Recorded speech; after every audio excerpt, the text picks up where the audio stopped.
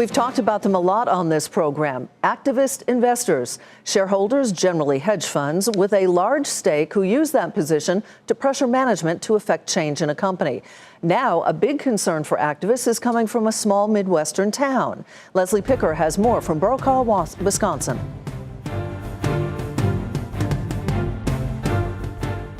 When a century-old paper mill in Brokaw, Wisconsin closed a few years ago, the local economy for hundreds of residents was decimated. Many of the people here blame hedge funds, based more than 1,000 miles away.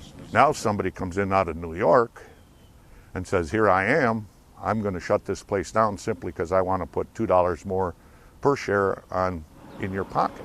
I would describe it as a few greedy investors took over for their own personal enrichment and threw workers and the community under the bus.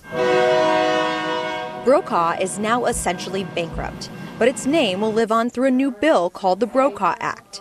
It aims to restrict a certain group of hedge funds called activist investors.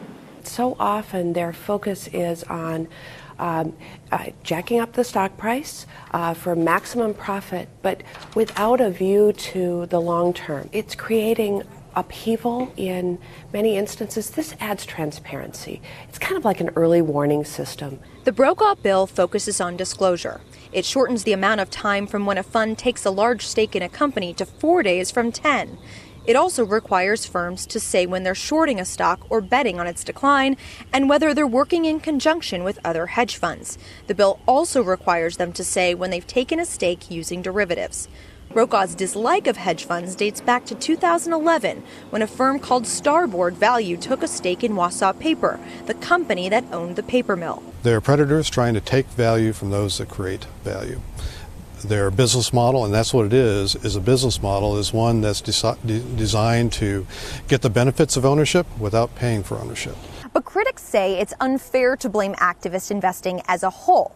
The paper industry had been on the decline for decades, and Wausau Paper had been shuttering mills before Starboard even arrived. Starboard, and a lobbying group that represents activist investors, did not respond to requests seeking comment, but sources familiar with the industry say they're already nervous about the bill. For Nightly Business Report, I'm Leslie Picker, Brokaw, Wisconsin.